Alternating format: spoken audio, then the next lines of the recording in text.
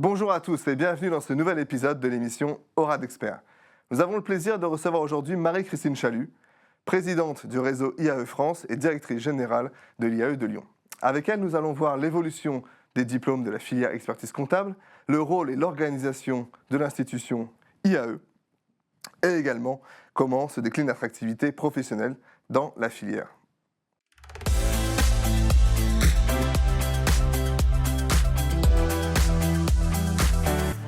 Bonjour Marie-Christine Chalut, merci d'être parmi nous. Vous êtes née un 8 mars, Journée internationale de la femme. Est-ce que c'est un signe pour la suite de votre carrière ? Oui, Journée internationale des droits de la femme. Des droits de la femme, pour être plus précis. Oui, peut-être c'est un signe. Je ne l'ai pas vu comme ça au départ, mais à force, je pourrais penser que c'en est un. Est-ce que du coup, vous pouvez un peu rapidement parler un petit peu vous de votre histoire ? Est-ce que vous êtes de la région ? Un petit peu votre parcours nous faire un... Alors, je suis du A de Aura, je suis d'Auvergne en fait, on oublie souvent. Voilà, mais je suis arrivée assez vite sur Lyon. J'ai plutôt travaillé dans le conseil, l'accompagnement stratégique des entreprises. J'ai aussi été directrice marketing dans une filiale de Shell à l'époque. Et ensuite, je suis rapidement revenue à l'université parce que j'avais un diplôme, d'école de commerce et puis une thèse. Et voilà, donc j'ai vraiment envie de transmettre et d'apporter à nos étudiants. Donc voilà, je suis commencé à l'université de Grenoble et ensuite je suis arrivée en 2013 à l'IAE Lyon. Et puis j'ai d'autres types de parcours comme d'entrepreneur ou des choses comme ça. Au niveau de l'environnement familial, du coup, votre maman était à la fois professeure et entrepreneur. Oui, exact. Pu avoir comme information. Je vois que vous êtes super renseigné. Vous pouvez nous en dire un peu plus, voilà. Je pense que ça aide dans nos métiers d'avoir des parents, effectivement une mère qui était professeure au départ et puis après qui a monté des entreprises et puis un papa qui était plutôt hôtelier-restaurateur. Donc ça me permet d'avoir une palette et de pouvoir finalement allier ce côté théorique et ce côté pratique. Et pour revenir sur l'ordre, d'avoir entendu parler des experts comptables très tôt dans ma vie. Oui, ça serait pas toujours de son effectivement. Et avec plutôt une bonne connotation. Honnêtement, mes parents étaient très bien accompagnés et j'en ai un très bon souvenir. Ouais. Oh. Aujourd'hui, vous êtes directrice générale de l'IAE de Lyon et l'IAE France. Comment on devient du coup DG de l'IAE ? Je crois que ça vient de l'envie, en fait. Vraiment l'envie d'apporter quelque chose, l'envie de contribuer. Après, comme on devient pratiquement, il faut être élu, hein, voilà, d'accord. Et ça, c'est donc tout un processus qui est intéressant parce que ça apporte aussi une légitimité. Quand on a le poste, alors je ne dis pas que les gens nommés n'ont pas de légitimité, mais l'élection, normalement, vous avez emmené avec vous une partie des troupes et ils ont envie de suivre votre programme. Donc ça permet aussi de développer ensuite le programme stratégique qui va permettre de faire rayonner notre école, par exemple. Voilà. Donc on sent que la transmission, c'est quelque chose qui vous anime assez fortement et qui, du coup, est une valeur, je pense, assez présente aujourd'hui dans votre... Oui, je pense que quand on embrasse nos carrières, qui sont des carrières mixtes, c'est-à-dire qu'aujourd'hui, je fais un travail finalement de dirigeants, puisque l'IAE Lyon, c'est 300 personnes personnelles à temps plein, 1000 vacataires, des partenaires internationaux et nationaux. Donc c'est vraiment un job de dirigeant que j'ai aujourd'hui, mais je continue à donner des cours et faire de la recherche. Mais la partie, effectivement, être en capacité d'accompagner des jeunes pour pouvoir leur permettre de s'épanouir dans leur carrière professionnelle à minima, je trouve que c'est une super mission. Et ça donne envie de s'investir, même si ça reste beaucoup de travail, puisque la dimension France et la dimension Lyon, les deux sont quand même particulièrement prenantes. Ouais. Et quel est le combat qui vous tiendrait plus particulièrement à cœur ça peut être au-delà aussi du monde de entreprise, école. Est-ce qu'il y a quelque chose en particulier qui... Ce serait de permettre de tout un chacun, d'où qu'il vienne, qui qu'il soit, s'il est travailleur, de pouvoir accéder à des études supérieures excellentes et justement trouver un poste qui lui permette d'avoir la carrière qu'il souhaite. Après, ce n'est pas à moi de juger sa carrière et surtout dans laquelle il puisse s'épanouir. Ça, je pense que c'est oui. Ça serait là le combat. C'est vrai qu'on voit beaucoup en expertise comptable. On est plutôt fait de la promotion et l'ascenseur social fonctionne plutôt bien, en tout cas dans notre filière. C'est une fierté, je trouve, d'avoir ces personnes qui peuvent profiter de l'ascenseur social, grâce à l'expertise comptable. Oui. Tout à fait. c'est vrai que c'est une filière là-dessus qui offre vraiment ça. La possibilité, ouais. Ah oui, et on voit vraiment des jeunes de tout horizon, de toute catégorie sociale ou origine, qui se retrouvent dans ces filières et arrivent à faire de très beaux parcours. Et voilà, vraiment, l'ascenseur social, il est là, c'est sûr. C'est une fierté pour nous autres, Ouais. consoeurs, confrères. Ah ouais, vous pouvez. Et merci, parce que c'est grâce également à des personnes comme vous. Ouais. qui- Bah, c'est vrai que nous, on est en plus dans l'université. Ouais. Hein, donc ça a aussi un tout autre sens, c'est-à-dire que on véhicule les valeurs républicaines. Et voilà, on sélectionne à l'entrée, bien évidemment. Et alors, et parfois, on a énormément de candidatures sur du DCG. On peut avoir 3000 candidatures pour 100 places. Donc oui, il y a une vraie sélection. Mais ce n'est pas une sélection par l'argent. Ce n'est pas une sélection par la catégorie sociale. On a tout le monde dans nos filières. On accueille tout le monde pour un même objectif, quoi. J'aimerais revenir un petit peu sur l'histoire de l'IAE, qui va fêter ses oui. 70 ans l'année prochaine. C'est ça. Alors, je ne sais pas s'il y a des manifestations qui sont prévues. Oui, il y en a. On va vous demander de les spoiler aujourd'hui. Non, ça se prépare. On aimerait revenir sur cette histoire-là, sur qu'est-ce que l'IAE, donc quelle est l'histoire finalement de l'IAE, quelles sont les études possibles. Alors effectivement, nous on connaît la filière expertise comptable, on imagine qu'elle n'est pas la seule. Et voilà, si vous pouvez nous expliquer un petit peu. Alors oui, 70 ans l'année prochaine. Oui. On fêtera ça le 19 mars. Voilà, D'accord, j'ai spoilé, bon, mais en fait, on va faire ça tout au long de l'année. Ouais. Mais le 19 mars, plus D'accord, c'est particulièrement, où on est justement avec nos partenaires aussi, nos étudiants. Donc vous serez clairement les bienvenus. Avec plaisir. Les IAE ont été créés donc en 1956 par Gaston Berger, qui a créé les IAE et les INSA en même temps, comme l'ouverture sur le monde professionnel, enfin plutôt le monde socio-économique des universités. Donc ce qui fait qu'on a un statut un peu particulier, avec un peu plus d'autonomie que des composantes classiques. Et on a par exemple un conseil d'administration, enfin un conseil d'école, où vous êtes représenté dignement. Donc ça c'est important, c'est-à-dire que vraiment on est cette ouverture-là, l'université n'a pas toujours ce rôle-là, elle va former de différentes manières, mais sur la gestion et le management, on va vraiment s'ouvrir à tout. Et on a énormément de partenaires socio-économiques. Je veux dire, dans la région, on a contractualisé avec les plus importants partenaires qui sont en rapport, pour revenir sur votre question, avec nos filières, nos différentes filières. Et donc, on travaille par mention. Donc, on a des mentions management et commerce international, par exemple, marketing, ressources humaines, à chaque fois très ancrées dans la partie... qui lui est de ses partenaires entreprises, hein, donc les RH vont être aussi avec les associations des dirigeants des ressources humaines, etc., etc. Donc il y a vraiment, si je dois donner l'ADN, c'est ça, la philosophie, c'est ça. On s'est très bien développé, on a un très beau business model. Hein, c'est-à-dire qu'effectivement, on a un business model rentable au sein de l'université, et ça, c'est pas neutre non plus. Oui. Pour entrer un petit peu dans le cœur de l'organisation de l'IAE, notamment sur le corps enseignant, aujourd'hui, comment vous recrutez des enseignants? Est-ce qu'il y a des difficultés parfois à trouver des enseignants spécialistes? Voilà. Et comment finalement on attire les bons professeurs? Alors, on n'a pas de problème pour attirer les bons professeurs. Ok. Au moins, ça, aujourd'hui, on n'a pas de souci. Alors, on est organisé en pôle d'enseignement et de recherche, d'accord, ce qui nous permet d'avoir des professeurs spécialistes de chaque domaine. Donc, moi, par exemple, je suis responsable du pôle stratégie, entrepreneuriat, etc.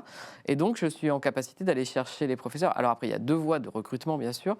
Il y a la voie interne classique, donc il faut avoir un doctorat, à être qualifié par ses pairs, et ensuite on a des concours nationaux et on devient maître de conférence puis professeur des universités. Donc ça, c'est la partie recherche.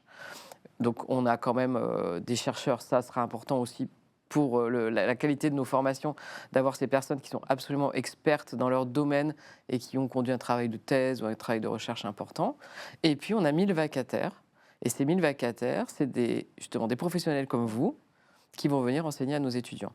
Et donc, selon les types de formations, puisque tout à l'heure, je parlais d'un certain nombre de formations, on va avoir en moyenne je dirais un 50-50 d'enseignants-chercheurs et de professionnels. Alors, évidemment, si on parle de licence professionnelle, par exemple, on a une licence professionnelle éclairage, parce qu'on est aussi, tous les IAE sont adaptés à leur territoire. D'accord.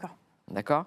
Donc, par exemple, Lyon, Ville des Lumières, On a un partenariat avec le Cluster Lumière et on a une licence pro éclairage, ce qui semble assez original et ce qui fonctionne très bien. On fait des illuminations, ils font des illuminations après. Et donc, dans une licence professionnelle, il y aura plus de praticiens que de chercheurs. Voilà. Et dans un master en recherche ou conseil, voilà, on aura plus d'enseignants-chercheurs. On va vraiment adapter les profils. D'accord, en fonction, vous adaptez en fonction des diplômes vraiment et de ce que... Et pour notre MBA, on a beaucoup de profils internationaux qu'on fait venir, par exemple, du monde entier. Okay. Et donc, pas de difficultés particulières Non. Non, des fois, on peut chercher des profils un peu... Il y a toujours des profils rares, d'accord. Et donc, mais après, quand on commence à les chercher, on finit par les trouver. Donc, voilà, pas de manque pour l'instant.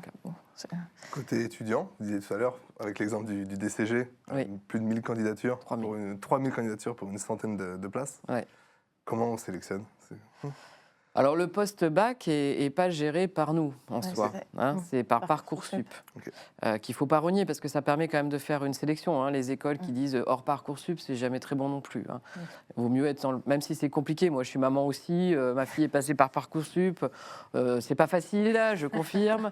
Mais il y a quand même derrière un gage d'écoles ou d'universités qui sont quand même de bonne qualité, a priori. Donc, Parcoursup, nous, on va donner nos critères de sélection à Parcoursup qui, derrière, va faire tourner ses algorithmes et ensuite la sélection. Après, il y a des entretiens, on regarde la lettre de motivation, des choses comme ça. Après, on va rentrer, dès qu'on part cette partie Parcoursup, qui est donc juste pour la première année, ensuite, on rentre dans des sélections classiques. Où là, on va avoir dossier, il peut y avoir le test SIM-Score pour les IAE, par exemple, les TOEIC selon les cas, voilà, et des entretiens selon les filières, il va y avoir une adaptation. Ok. Et est-ce que vous avez, une fois que l'étudiant il est pris, un schéma après d'intégration pour que, oui, parce que ça reste un autre univers aussi, on passe du lycée. Ah oui, c'est super. Enfin, moi, on les voit arriver et puis quand ils passent dans le supérieur, il y a une petite année d'adaptation, mais il y a un changement majeur sur cette première année. Et on fait ça à l'auditorium de Lyon, l'accueil des premières années. Et à chaque fois, l'idée... Pour moi, et ça c'est quelque chose d'important, c'est que nos jeunes vivent dans un monde, je le dis souvent, très anxiogène. Et ça ne s'arrange pas vraiment. Et là, il y a des raisons d'avoir un peu des peurs et des angoisses. Et moi, je ne veux pas qu'on les entretienne dans ce côté anxiété. Je veux qu'on leur montre qu'ils peuvent apporter une pierre à l'édifice, qui peuvent faire des choses qui ne sont pas là pour subir et qui peuvent agir. Donc typiquement, cette rentrée, par exemple, à l'Auditorium de Lyon, pourquoi on l'avait faite à l'Auditorium la première fois? C'est parce qu'on avait fait un partenariat avec Flore Vasseur, qui a fait un documentaire qui s'appelle Bigger Than Us, que je vous encourage à regarder. Franchement, il est extrêmement bien fait, qui montre des initiatives de jeunes dans le monde qui ont fait des choses incroyables. Et donc, on a commencé à l'auditorium parce que ça nous permettait de leur faire cette belle projection en présence de la réalisatrice. Et on a continué à l'auditorium. Et à chaque fois, on fait venir des gens inspirants qui montrent qu'on peut faire des choses. Et puis, c'est un petit peu un show. Là, on a fait venir une philosophe cette année. C'est important aussi d'avoir ce recul. Ça leur met tout de suite comme ça. Et là, ils ont senti qu'ils passaient un cap. Et puis, c'est aussi bien les accueillir.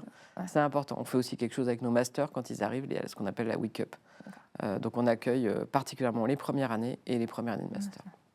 C'est vrai qu'on a aussi ces problématiques-là en cabinet d'expertise comptable, avec accueillir les nouveaux, que ce soit très les important. étudiants ou pas que, les personnes qui nous rejoignent en CDI. Les collaborateurs, d'en reparler, comme les clients finalement, de l'accueil et l'expérience collaborateur, l'expérience client. Et de votre côté, l'expérience étudiant. Franchement, c'est fondamental, l'expérience étudiante. Si on parle effectivement de la vie étudiante, et notamment de la partie bénévolat, c'est quelque chose que vous encouragez. Ah oui, plus qu'encourager. Si vous pouvez nous en dire quelques mots. Oui, les étudiants qui sont en licence doivent faire minimum 20 heures de bénévolat. Ils peuvent en faire encore plus parce qu'on a mis plusieurs dispositifs en place.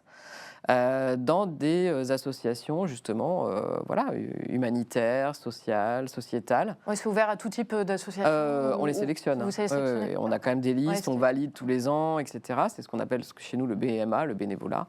Et pour nous, quand on parle de soft skills ou de la vie, c'est incroyable. Donc c'est des milliers et des milliers d'heures en tout qui peuvent être utilisées par des associations pour justement le bien commun.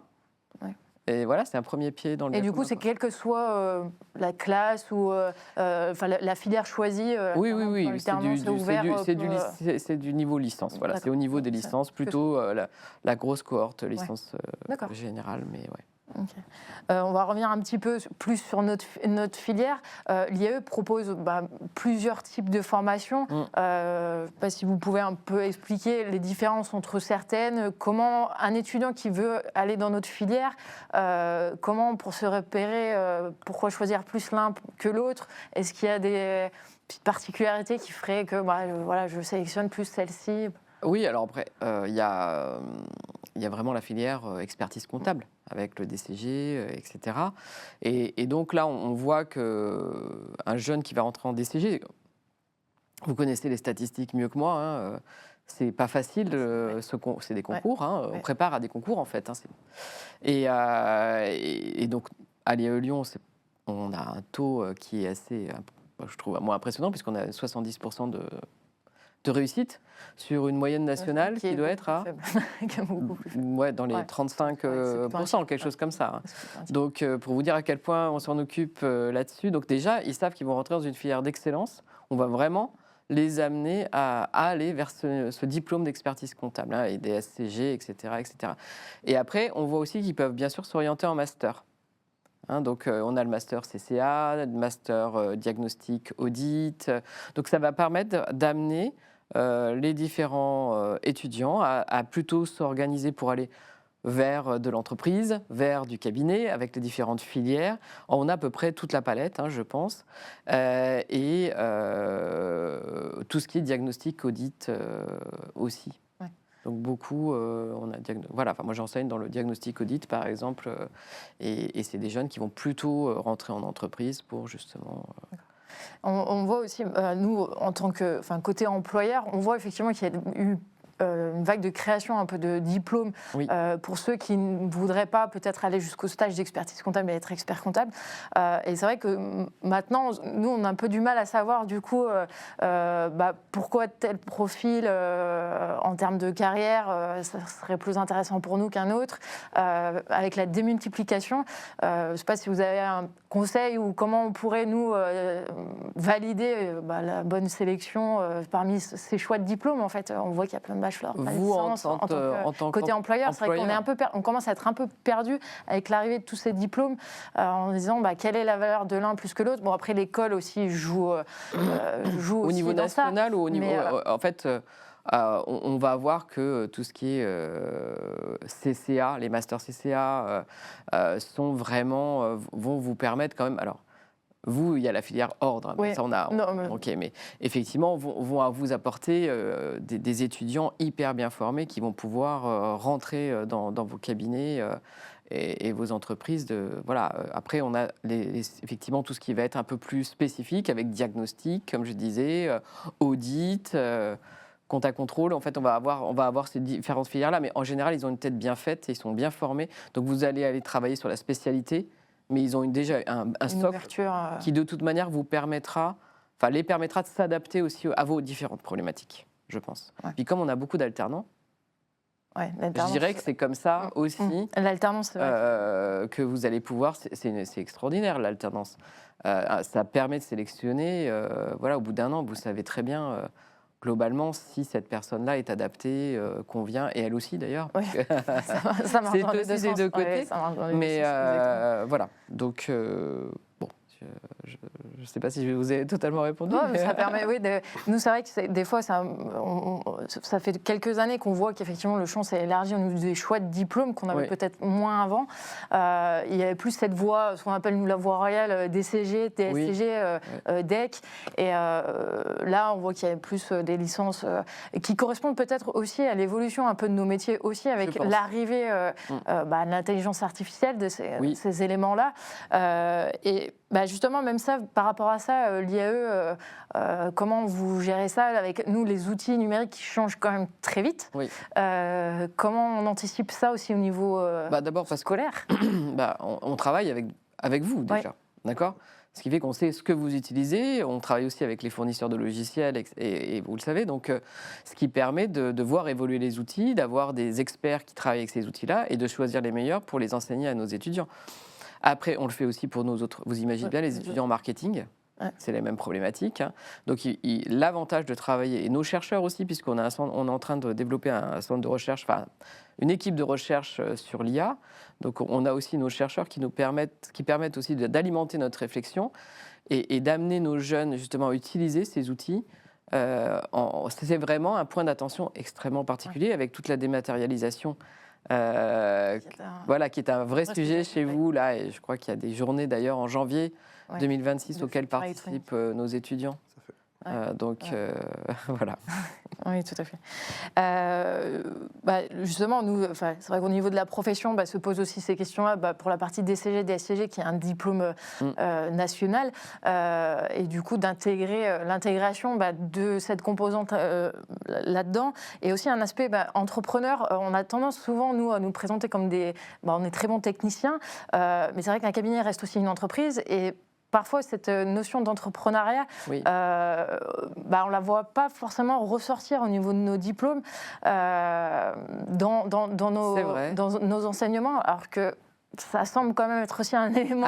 Alors je le note, parce que comme vous le savez, on fait évoluer nos maquettes régulièrement tous les ans, ça c'est sûr, mais le gros de l'évaluation se fait d'un point de vue ministériel, sur un calendrier précis, donc qui arrive très bientôt d'ailleurs. Oui. Et c'est vrai que par nature... on n'a pas croisé encore cette partie entrepreneuriat. Alors on va la trouver autrement, on va la trouver sur des projets de fin d'année, où on va la trouver sur des choses comme ça, mais pour avoir accompagné, alors c'est sur les licences Pro Pay RH, d'accord, qui peuvent aussi faire partie de vos cabinets. Je les ai accompagnés sur les projets, etc. Et on faisait des projets de fin d'année. Et j'ai trouvé qu'il y avait une vraie dynamique et que c'était un cours qui leur plaisait, qui leur apportait aussi quelque chose. Et peut-être qu'on peut faire encore un effort sur ce sujet, puisque moi, l'entrepreneuriat, c'est mon truc. Je serais ravie de réfléchir ça avec mes responsables en la matière. Pourquoi pas un petit module ou quelque chose un axe, un peu plus. Et puis, ça permettrait de mieux comprendre l'entrepreneur aussi, peut-être. Je pense aussi, parce que vous avez un rôle de conseil. Exactement. On conseille beaucoup aussi sur ça, sur les moments de création, comment on se lance. Et on sent qu'avec les clients, quand ils arrivent, il y a une certaine crainte aussi face à ça. Oui. Et que nous, on peut nous-mêmes avoir en se lançant. Et peut-être ça permet aussi peut-être de déconstruire un peu cet aspect c'est tout un... que c'est terrible, que ça donne beaucoup de responsabilités. Oui, mais bon... je pense que vous avez un vrai rôle à jouer. Il ne faut pas le perdre, d'ailleurs, sur ce démarrage aussi de l'entrepreneuriat. Enfin, pour avoir aussi développé des entreprises ou accompagner le développement des entreprises, le rôle de l'expert comptable, ce n'est pas pour vous faire plaisir. Il est très important parce que, il est rassurant, mais il ne faut pas qu'il soit trop rassurant non plus, mais il faut qu'il permette de montrer effectivement les différentes possibilités tout en sécurisant l'entrepreneur et en comprenant, je pense, la psychologie aussi. Oui. Il y a beaucoup de pédagogie dans ce métier. Il y a beaucoup de pédagogie, et puis il y a peut-être des entrepreneurs avec lesquels vous pouvez aller plus loin sur certains points, d'autres, au contraire, il faudra sécuriser plus de choses. Et je pense que là, il y a vraiment un point important. Et je pense que si, dès le départ, vous les avez accompagnés comme ça, forcément, ils seront fidèles longtemps. C'est une belle relation, généralement. Ouais, tout à fait. Ouais. J'ai une petite question, je suis plutôt curieux. Vous avez une position privilégiée auprès des étudiants, plus que nous, en tout cas, en tant que professionnels. Différente. Parfois, on note, nous, des décalages entre générations, entre ce qu'on propose en tant que professionnels et ce qu'attendent les étudiants. J'imagine que vous avez vu évoluer ces attentes. Est-ce que, aujourd'hui, sur les attentes des candidats, que ce soit vis-à-vis de l'IAE ou vis-à-vis d'un emploi futur ou d'une alternance présente, quelles sont les attentes qui ressortent? Alors, je vais essayer de ne pas faire de généralité générationnelle. Je trouve toujours ça un peu désagréable. Mais évidemment, chaque génération a ses propres valeurs, ses propres critères. Et ce n'est plus les mêmes que ma génération, celle d'avant, ou peut-être même la vôtre, je ne sais pas. Mais en tout cas, ils vont être très, très sensibles aux valeurs que vous allez véhiculer. Déjà ça. Et ils vont regarder comment vous fonctionnez, si c'est... si vraiment ce que vous véhiculez comme valeurs sont sincères ou pas. Et quand on parlait de phase d'intégration tout à l'heure, je pense que l'intégration est très, très importante. Et ensuite, de leur proposer, justement... ils s'investissent autant que les autres, ça, moi, j'en suis bien persuadée.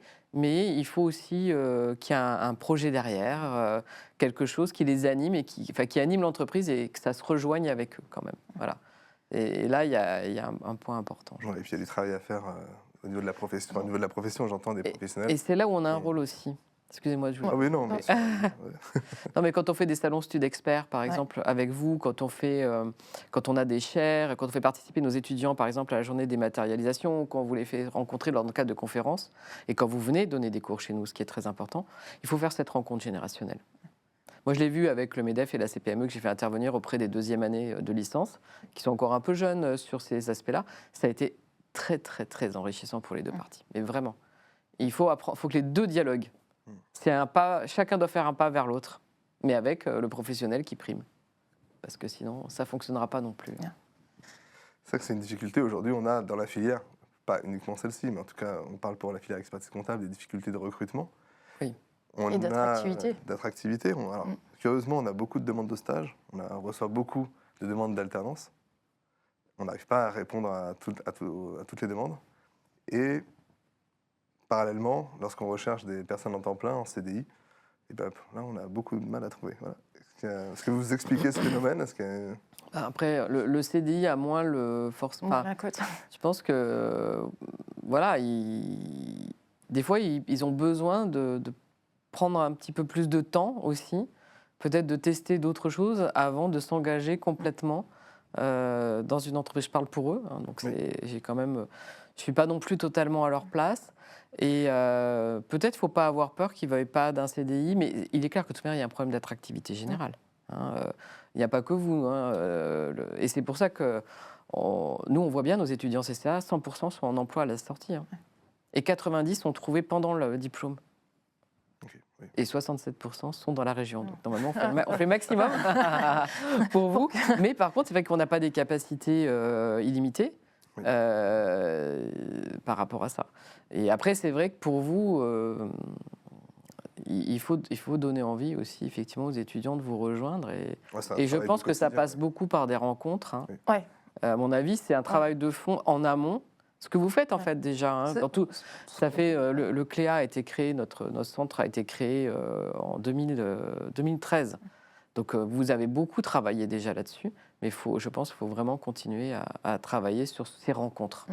Parce que derrière, ils viendront chez vous, en fait. Si vous travaillez sur l'attractivité de la profession en général. Donc là, et là, finalement, c'est une multitude de confrères et de consoeurs qui ont leur cabinet, qui doivent travailler à leur échelle pour rendre le cabinet attractif et même visible, c'est vrai qu'auprès même des étudiants, parce qu'on sent aussi parfois pas qu'ils méconnaissent la façon dont on travaille, mais il y a encore un peu des clichés sur notre métier qui est assez tenace et des aspects en fait de communication. C'est vrai qu'on parlait de la relation avec les clients où en fait on passe nos journées à faire ça et qui finalement eux c'est pas ce qu'ils m'ont en premier. On nous parle beaucoup de la saisie derrière un écran. Oui, ok, mais il y a quand même cet aspect relation qui est très importante, sur lequel il faut qu'on axe. Et c'est aussi nous sortir aussi un peu peut-être plus souvent de nos cabinets pour effectivement aller les rencontrer et que ça déconstruise un peu cette image-là. Après, vous avez des étudiants qui apprécient ce travail de fond aussi. Oui. Il faut commencer aussi par là. On a quand même aussi ces jeunes-là qui sont là. Et ensuite, je pense que la partie conseil que vous développez, même si on ne peut pas, en tant que jeune, y accéder tout de suite, il faut être accompagné. On ne peut pas être tout de suite mis en direct comme ça avec un client. Elle est très intéressante à mettre en avant. Et tout ce que vous faites dans l'accompagnement des clients globalement, en fait, je dirais. Parce que vous touchez à tout. Oui, à beaucoup de choses. Voilà. Donc, tout. Et puis peut-être tous les secteurs d'activité. Parce qu'il y en a certains d'entre vous qui sont spécialisés sur certains secteurs. Voilà, je me souviens, il y avait les intermittents du spectacle, par exemple. Il y a certains cabinets qui sont plus là-dessus, ou des choses comme ça, pour donner un exemple. Mais voilà, montrer que on rentre dans des métiers aussi des clients.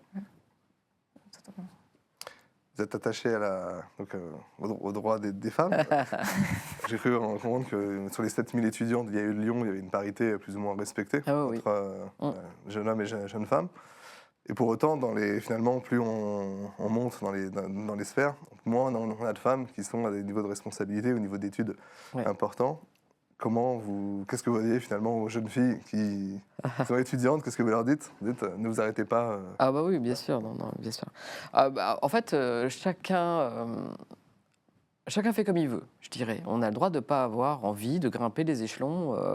C'est aussi, voilà, qu'on soit un homme ou une femme, il n'y a pas de sujet, mais simplement de ne pas se mettre de barrières qui n'existent pas. Voilà, d'oser, d'essayer, de ne pas se dire j'y arriverai pas. Commencer par essayer, puis après, voilà, progresser. Non, mais c'est ça. Et puis, ça se fait petit à petit. On va prendre confiance. Une première étape, ça s'est bien passé. Une deuxième étape. Une étape peut mal se passer. Alors, c'est très français, l'échec. Mais l'échec, c'est aussi quelque chose qui peut être très bien. Oui, qui permet Ça aussi nous d'apprendre. permet voilà, d'apprendre, de se dire, bah tiens, voilà, j'ai pas fait comme ça, ou alors ça me convenait pas, c'est pas mon environnement. Et de se dire, un échec, c'est fait pour apprendre. La philosophe qu'on a fait venir, elle a dit, Laura Lange, elle a dit, finalement, se planter, c'est planter. Quelque chose qui va permettre de faire pousser autre chose. Vous voyez, et je pense que c'est une belle image. Et simplement, peut-être, les femmes se mettent un peu moins en avant, parfois. Alors, on est encore dans les clichés. Mais surtout, de se dire, voilà, donnons-leur les moyens, aidons-les. Et parce qu'en fait, on a tout à gagner à rapprocher, finalement, les valeurs féminines des valeurs masculines dans la réalité. Voilà. Tout autre sujet, je me permets, et pour finir sur cette partie-là qui est liée à la profession, on note du coup un changement de paradigme, et notamment sur nos professions, où on entend parler parfois de disparition du métier de comptable en 2030, remplacé par l'IA, par l'automatisation. Aujourd'hui, est-ce que cette peur-là, est-ce que vous la ressentez sur des salons, sur des parents qui viennent vous parler de cette chose-là? Est-ce que ça a un frein finalement à l'entrée pour commencer finalement de rentrer dans la filière? On a des jeunes, mais pas forcément que sur les filières comptables, sur d'autres filières aussi. Je crois que vous n'êtes pas les seuls, toutes les professions... Non, toutes les professions vont être concernées. Voilà, ça dépend du degré d'humanité de la profession, en fait, globalement. Moi, je leur dis, challenger cette machine. Ça doit rester un outil et challenger l'IA, utilisez-la et challenger-la. Ça ne répond pas exactement à votre question, mais sur le fait que, oui, ils se posent des questions, oui, ça leur fait peur, et oui, ils restent aussi dans un schéma classique. Ben, c'est normal, puisqu'on propose des formations, ils vont dans ces formations, mais bien sûr qu'ils savent que ça va évoluer. Pour autant, je ne suis pas sûr que concernant... l'ordre, par exemple, ce soit encore un frein. Peut-être c'est plus sur des choses plus intermédiaires, où là, il peut y avoir des risques de disparition, en tout cas de transformation de métier, c'est sûr. Simplement, il faut l'anticiper et se dire qu'est-ce qu'on va faire pour faire autre chose, être plus en qualitatif sur le client, etc. etc. Voilà. Mais oui, il va y avoir un grand changement avec l'IA, globalement. Oui, bah, c'est vrai que c'est vrai pour tous les métiers, mais quand on regarde des fois certaines études sur quels sont les premiers métiers selon vous qui vont disparaître, on ressort assez souvent dans les premiers. Dans vos métiers de base. Oui, dans nos métiers de base, mais est-ce que du coup, vis-à-vis des étudiants, ça aussi nous dessert quand même, parce que effectivement, par raccourci, on est assimilé à tous ces métiers de base, mais ça crée effectivement, comme vous l'avez dit, on va créer d'autres métiers, avoir besoin d'autres profils avec l'intelligence artificielle. Peut-être que... je ne sais pas, qu'est-ce qu'on pourrait faire pour justement expliquer, nous, peut-être les nouveaux métiers qu'on attend pour demain, les nouveaux profils? Est-ce qu'il y a des pistes à travailler là-dessus pour nous? Faire évoluer effectivement les formations. Il est clair que si on ne va pas non plus nier qu'il ne va pas y avoir des transformations, il ne va pas y avoir des parts du métier qui vont disparaître. Oui, c'est indéniable. Voilà, donc il ne faut pas être dans le déni. Donc ces métiers-là certains risquent de disparaître. Ce n'est pas la profession, c'est pas le... Voilà. Mais d'autres... Et vous avez une palette de possibilités, je dirais, de missions qui est suffisamment large et intéressante pour que même si votre métier se transforme, il reste encore des choses particulièrement intéressantes. Par contre, nous, je dirais, métier de l'enseignement supérieur, c'est sûr qu'on va très vite fermer le robinet, nous-mêmes, de ce qui risque de disparaître. Les étudiants ne vont plus venir. Des filières où on faisait le plein tout le temps, on voit bien que ça commence à baisser. Ouais, vous le sentez déjà? Oui, bien sûr. Pourquoi? Parce que... Mais c'est aussi vous, en fait. Et je ne parle pas forcément de votre catégorie de profession. Mais on va voir qu'effectivement, comme certains logiciels commencent à faire le travail d'eux, les entreprises ne demandent plus de stagiaires, d'alternants. Et nous, on a des comités de pilotage pour faire évoluer nos formations. On va voir qu'effectivement, là, ce métier-là est en train de se transformer. Et donc, par contre, on va toujours penser à qu'est-ce qu'on va faire d'autre, comment le métier va se développer, parce qu'il va se transformer, il y a autre chose qui va se créer. Donc, d'être sur cette partie création pour se dire, voilà, qu'est-ce qu'on peut développer. Hein, là, bon, on a la durabilité, on a pas mal de choses. Et puis, je pense, les certificats, on travaille beaucoup avec l'IFORA. Hein, et donc, tout ce qui est certificat à prendre tout au long de sa vie va être aussi très important à mettre en place. Je pense qu'il y a une voie qui va arriver là-dessus. C'est un petit peu trop... Ça se fait déjà. Je pense que ça va beaucoup évoluer. Justement, vous avez fait une bonne transition pour la relation justement entre l'IAE et l'ordre. Donc, effectivement, l'ordre siège au conseil d'administration de l'IAE. Et du coup, par l'IFORA, il y a des certifications qui sont faites. Vous pouvez un peu expliquer... Oui, on a 9 formations en cours. On en développe 2 de mémoire sur DAF externalisé notamment. Ouais. On a un vrai partenariat avec l'IFORA qui fonctionne très bien. Et ça nous permet justement d'aller développer des choses nouvelles et de pouvoir avancer justement sur ces besoins, je dirais, nouveaux qui arrivent. Enfin, nous, en tout cas, on développe beaucoup grâce à ça aussi. C'est une autre moyen de développer qui me semble important, y compris aussi sur la durabilité, qui est un sujet important aussi chez vous. C'est vrai que je pense que seulement sur les diplômes d'origine, que sont le BTS, le DCG, le DSCG, puis plus tard le LEDEC, aujourd'hui, j'ai l'impression que quand on se lance dans un DCG, c'est pas pour s'arrêter au DCG, ça me paraîtrait être une erreur. Oui, autant il y a quelques années, on pouvait se dire avec le DCG, je peux avoir un emploi de collaborateur comptable. Et je peux m'arrêter là, tant avec l'évolution et l'intégration de l'IA.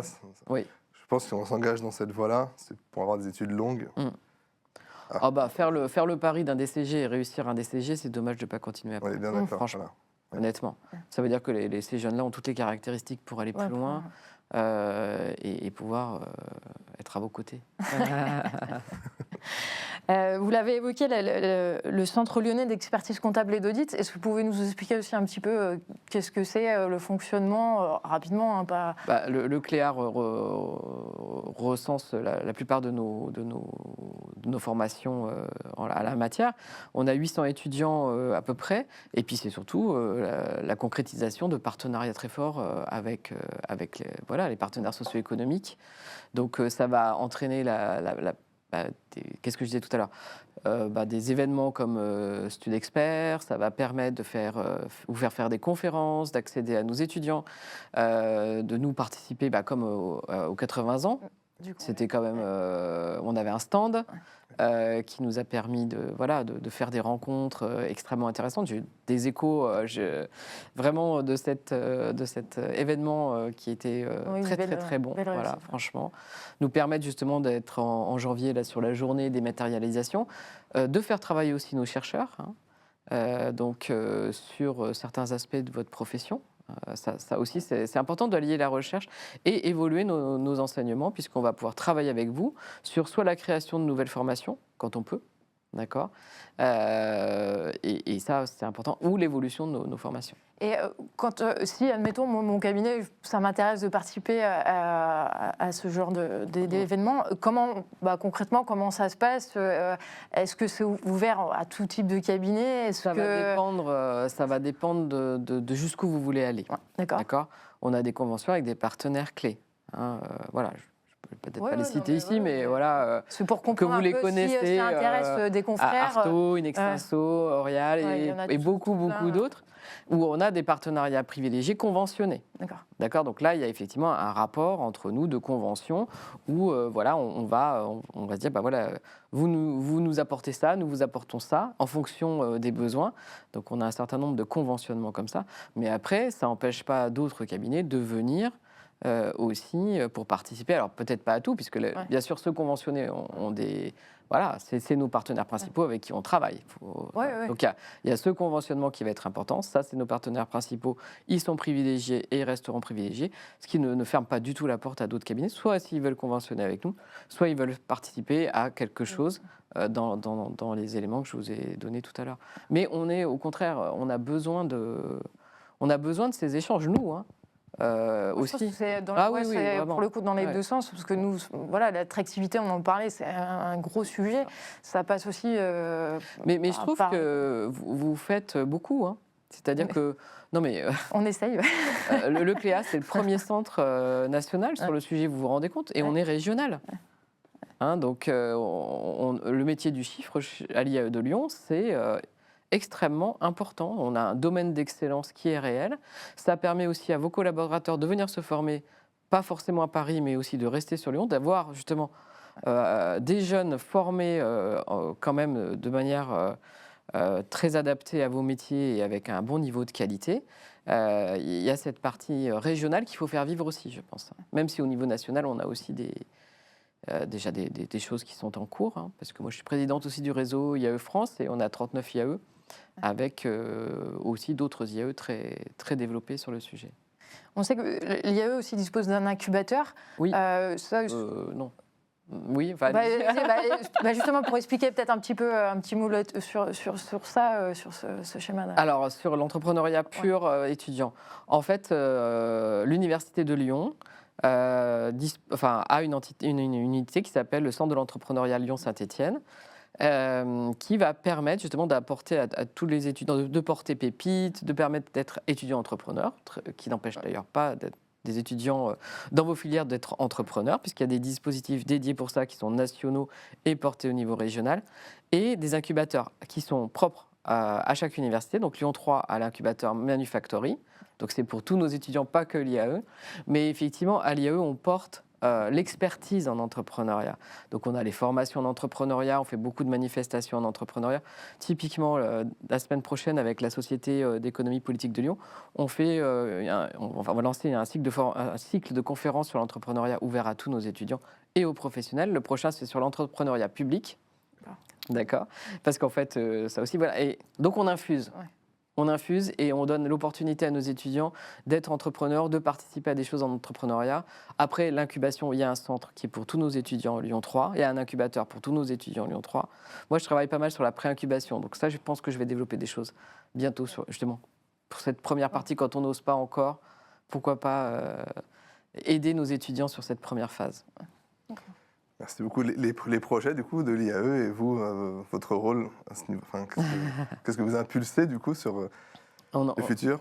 Nos projets, je dirais, je suis professeur en stratégie, donc j'ai décliné une stratégie avec 4 axes stratégiques.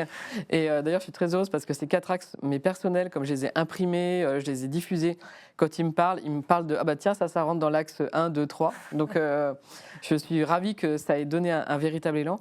On va continuer à conforter tout ce qui est justement partenariat avec les experts qui sont dans les domaines des métiers dont on va faire sortir nos étudiants. Donc ça, c'est très important. Là, on va signer avec les délégués du commerce extérieur bientôt. On a signé avec la CPME. On travaille avec vous, mais ça, je n'en parle pas parce qu'on en a déjà parlé tout le long. Et ça, c'est important au niveau régional et national. Nos processus d'accréditation. C'est particulièrement important.